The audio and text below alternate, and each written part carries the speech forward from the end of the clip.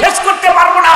এটার জন্য আল্লাহ রহমতের ফেরেশতা জান্নাতি হরিণা জান্নাতি ফুলের মালা নিয়ে অপেক্ষা করতেছে। জোরে কথা বলেন ঠিক কিনা? আপনারা জানেন আমাদের এই দেশ স্বৈরাচার যেভাবে শুরু করেছিল, অসংখ্য উলামায়ে কেরামকে ফাঁসির কাস্টে ঝুলাইছে। কথা বলেন ঠিক কিনা?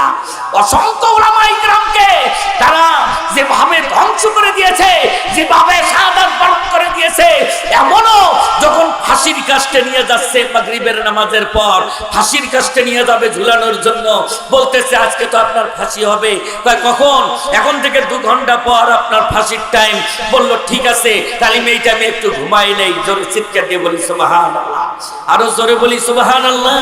ওদিনই ভাই 2 ঘন্টা পরে যে আলেমের ফাঁসি হবে, সে 2 ঘন্টা আগে জিজ্ঞেস করলে বলে যেহেতু 2 ঘন্টা দেরি আছে একটু আরাম করে নেই।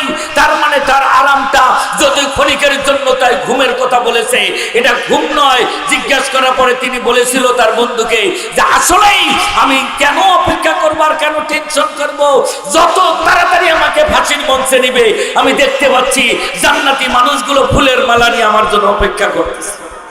আরেকটু জোরে চিৎকার দিয়ে বলা যায় না সুবহানাল্লাহ? আমার ভাই যখন বুক পেতে নিয়েছে তখন বুঝতে পেরেছে আমার সামনে আর শত্রু নয়, আমার সামনে জান্নাতি ফুলের মালা। কাজেই পেছনে পিছানোর টাইম নাই। কাজে আমি আপনাদেরকে বলে দিতে চাই, আগামী দিন আছে, 1 বছর পরে আসুক আর 18 মাস পরে আসুক, যেদিনই আমাদের সামনে ইলেকশন আসবে, আমাদেরকে ঘরে থাকা যাবে না, ময়দানে থাকতে হবে, যাতে বাতিল শক্তি আর মাথাচাড়া দিতে না পারে। এমন একটা দলকে আমাদের দেশের নেতার দায়িত্ব দিতে চাই যে কোরআন দিয়ে দেশ পরিচালনা করবে। কথা জোরে বলতে হবে, ঠিক না ভাই? ঠিক। কোরআন দিয়ে দেশ পরিচালিত হোক আমরা চাই না? না চাই। কারা সারা 2 হাত করে আল্লাহকে দেখাই লিল্লাহি তাকবীর। হাদিস শরীফের মধ্যে আছে আল্লাহ রাব্বুল আলামিন বলে, বান্দা ও ফেরেশতারা কোথায় আছো রে? জলদি করে পীরগঞ্জ থানায় জাফরপাড়া এলাকায় চলে যাও, যাইয়া দেখো আমার বান্দারা দুনিয়ার কাজ কাম বন্ধ করে কুরআনুল কারীমের প্যান্ডেলের মধ্যে বসে আছে। এবার ফেরেশতারা যায়, আল্লাহ জি জি আমরা গিয়েছিলাম, প্যান্ডেলের চতুর্পাশে আমাদের ফেরেশতারা দাঁড়িয়ে আছে, ক্যামেরা নিয়ে আছে, ছবি তোলে, কি সুন্দর রেকর্ডিং করতেছে। আল্লাহ বলে, ফেরেশতারে আমার বান্দারা যারা কোরআনের প্যান্ডেলে বসে গেল, কি জন্য ওরা বসে গেল? আল্লাহ আপনার জান্নাত পাওয়ার জন্য বসে গেছে। কথা জোরে বলেন ঠিক না ভাই? ঠিক। জান্নাতের আশায় আল্লাহ জান্নাতি কাজ করার জন্য তোমার বান্দারা কোরআনুল কারীমের প্যান্ডেলে বসে গেছে। আল্লাহ বলে, ফেরেশতারে ওরা কি আমার জান্নাত দেখছে? একটু জোরে বলেন, আপনারা কি জান্নাত দেখছেন? না, আল্লাহ ওরা জান্নাত দেখে নাই। আপনার বন্ধু বিশ্ব নবী যখন মিরাজের মধ্যে চলে গেলেন, নবীজি মিরাজের মধ্যে যাইয়া তিনি সুন্দর করে জান্নাত দেখার জন্য গেলেন।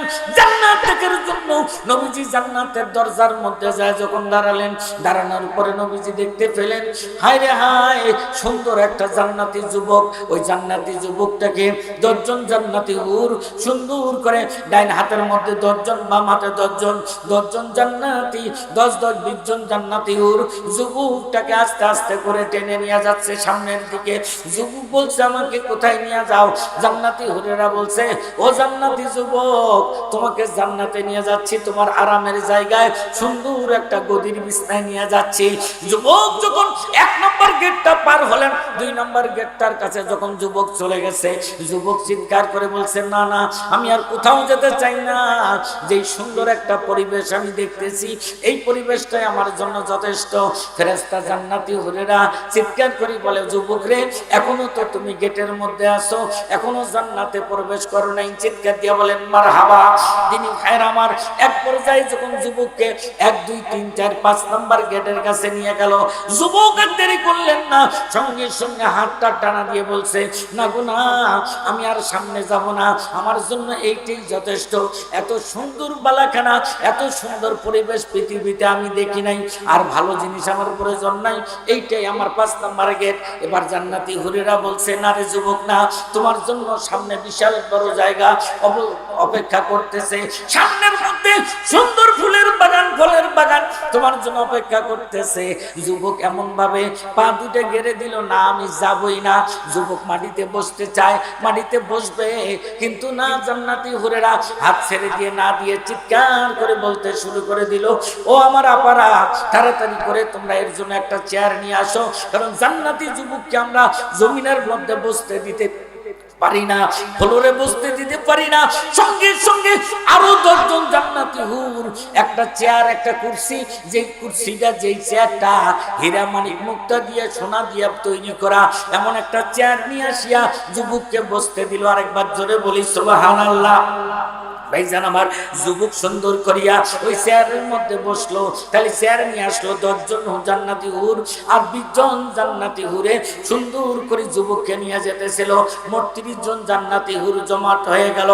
এদিনই ভাইরামান, যুবক যখন চেয়ারে বসেছে, 30 জন জান্নাতি হুর সুন্দর করে চেয়ারের চতুর্পাশে তাদের উন্নার মাথাগুলো দিয়ে বাতাস করতেছে, হেলিয়ে দুলিয়ে গান গাচ্ছে, সুন্দর করে করে চতুর্পাশে ঘোরে আর সুন্দর করে গান গায়।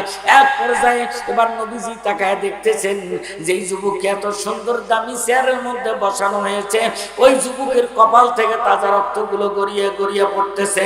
ওই যুবকের আপনার হাত থেকে তাজা রক্ত গড়িয়ে পড়ে, ওই যুবকের কপাল থেকে তাজা রক্তগুলো যখন গড়িয়ে গড়িয়ে পড়তেছে, গালসির কাছে যখন রক্তগুলো গড়িয়ে গড়িয়ে চলে আসে, ও আমার দিনী ভাইরা রে, রক্তগুলো গালসির কাছে আসিয়া জমিনে পড়বে।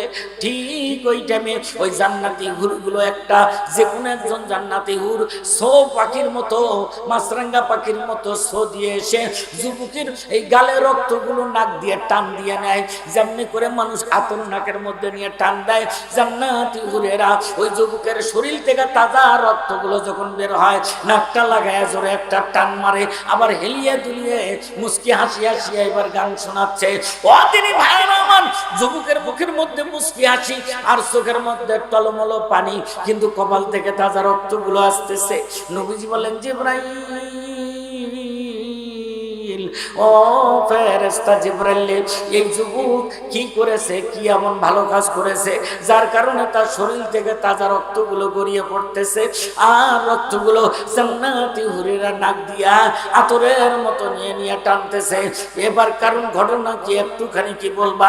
জিবরাইল বললেন, ইয়া রাসূলুল্লাহ, ইয়া হাবিবাল্লাহ, ও আল্লাহর নবী গো, এই যুবকটা আপনার উম্মতি একদল যুবক কোরআন বাস্তবায়নের জন্য যখন শুনেছে কোরআনের বিরুদ্ধে কেউ চলে, কোরআনের বিরুদ্ধে আইন পাস হচ্ছে, তখন এই যুবক আর ঘরে বসে থাকে নাই, কোরআন বাস্তবায়নের জন্য ময়দানে ঝাঁপিয়ে পড়েছে।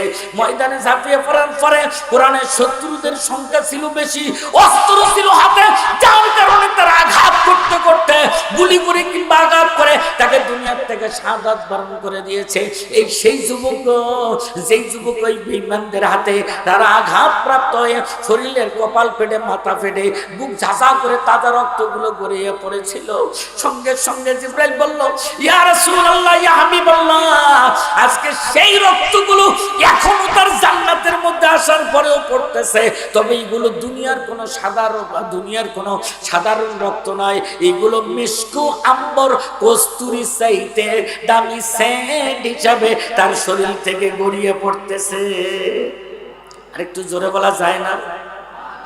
মুসলমান মনে রাখতে হবে, আবু সাইদ ভাই যখন তার তাজা রক্ত বিলিয়ে দিয়েছে, এই রক্ত এই দুনিয়ার জমিনে আমরা মুখ দিয়ে বলি শেষ করতে পারবো না। এটার জন্য আল্লাহ রহমতের ফেরেশতা জান্নাতি হুরেরা জান্নাতি ফুলের মালা নিয়ে অপেক্ষা করতেছে। জোরে কথা বলেন ঠিক কি না? আপনারা জানেন আমাদের এই দেশ স্বৈরাচার যেভাবে শুরু করেছিল, অসংখ্য উলামায়ে কেরামকে ফাঁসির কাস্টে ঝুলাইছে। কথা বলেন ঠিক কি না? অসংখ্য উলামায়ে কেরামকে তারা যেভাবে ধ্বংস করে দিয়েছে, যেভাবে শাহাদাত বরণ করে দিয়েছে, এমনও যখন ফাঁসির কাস্টে নিয়ে যাচ্ছে মাগরিবের নামাজের পর, ফাঁসির কাস্টে নিয়ে যাবে ঝুলানোর জন্য, বলতেছে আজকে তো আপনার ফাঁসি হবে। কখন? এখন থেকে 2 ঘন্টা পর আপনার ফাঁসির টাইম। বলল ঠিক আছে, তাহলে এই টাইমে একটু ঘুমাই নেই। জোরে চিৎকার দিয়ে বলি সুবহানাল্লাহ, আরো জোরে বলি সুবহানাল্লাহ। ওদিনই ভাই 2 ঘন্টা পরে যে আলেমের ফাঁসি হবে, সে 2 ঘন্টা আগে জিজ্ঞেস করলে বলে যেহেতু 2 ঘন্টা দেরি আছে একটু আরাম করে নেই। তার মানে তার আরামটা যদি ক্ষণিকের জন্য, তাই ঘুমের কথা বলেছে, এটা ঘুম নয়। জিজ্ঞেস করার পরে তিনি বলেছিল তার বন্ধুকে যে আসলেই আমি কেন অপেক্ষা করব আর কেন টেনশন করব, যত তাড়াতাড়ি আমাকে ফাঁসির মঞ্চে নিবে, আমি দেখতে পাচ্ছি জান্নাতি মানুষগুলো ফুলের মালা নিয়ে আমার জন্য অপেক্ষা করতেছে। আরেকটু জোরে চিৎকার দিয়ে বলা যায় না সুবহানাল্লাহ? আমার ভাই যখন বুক পেতে দিয়েছে, তখন বুঝতে পেরেছে আমার সামনে আর শত্রু নয়, আমার সামনে জান্নাতি জান্নাতি ফুলের মালা, কাজে পেছনে পিছানোর টাইম নাই। কাজে আমি আপনাদেরকে বলে দিতে চাই, আগামী দিন আসছে, 1 বছর পরে আসুক আর 18 মাস পরে আসুক, যেদিনই আমাদের সামনে ইলেকশন আসবে, আমাদেরকে ঘরে থাকা যাবে না, ময়দানে থাকতে হবে, যাতে বাতিল শক্তি আর মাথাচাড়া দিতে না পারে। এমন একটা দলকে আমাদের দেশের নেতার দায়িত্ব দিতে চাই যে কোরআন দিয়ে দেশ পরিচালনা করবে। কথা জোরে বলতে হবে, ঠিক না? ঠিক। কোরআন দিয়ে দেশ পরিচালিত হোক আমরা চাই না? না চাই। কারা সারা দুহাত করে আল্লাহকে দেখাই, লিল্লাহে তাকবীর।